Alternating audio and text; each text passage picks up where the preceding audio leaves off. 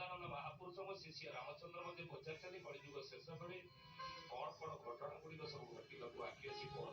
ଯେଉଁ ଭୂମି ଗୋଟିଏ ଚଣ୍ଡା ସପକୁ ଧର୍ମାସ ଉପରେ କରିଦେବାର କ୍ଷମତା ରଖିଥିଲା, କରିଦେଇଥିଲା ନା।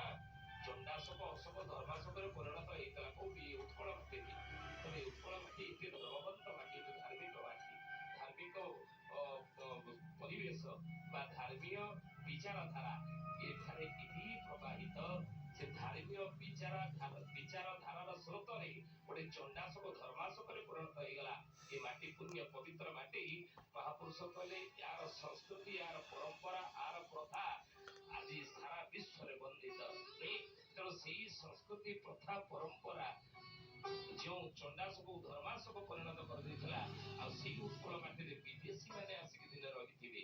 ତାର ଶୃଙ୍ଖଳା ଏବଂ ତାର ଆଚାର, ତାର ପ୍ରଥା, ତାର ପରମ୍ପରାକୁ ଯେତେବେଳେ ପଦଦଳିତ କରିବାକୁ ବସିଥିବେ ନା, ସେଇ ସମୟରେ ଅଚ୍ୟୁତ ମହାପୁରୁଷ କହୁଥିଲେ, ଅଚ୍ୟୁତାନନ୍ଦ ଶିଶୁ ଅନନ୍ତ ମଧ୍ୟ କହୁଛନ୍ତି, ଆଉ ଯେତେବେଳେ ଏଇ ପ୍ରବଳ ସୀମା ଲଙ୍ଘନ କରିବ, ଆଉ ସେମାନଙ୍କର ଦୌରାତ୍ମ୍ୟ ଯେତେବେଳେ ସୀମା ଲଙ୍ଘନ କରିବ,